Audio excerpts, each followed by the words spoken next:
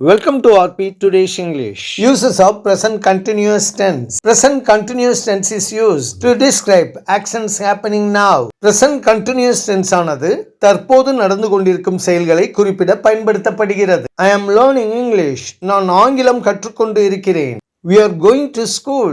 நாங்கள் பள்ளிக்கு சென்று கொண்டு இருக்கிறோம். He is studying now. அவன் இப்பொழுது படித்துக் கொண்டு இருக்கிறான். She is watching television. அவள் தொலைக்காட்சி பார்த்து கொண்டு இருக்கிறாள். It is raining outside. வெளியே மழை பெய்து கொண்டு இருக்கிறது.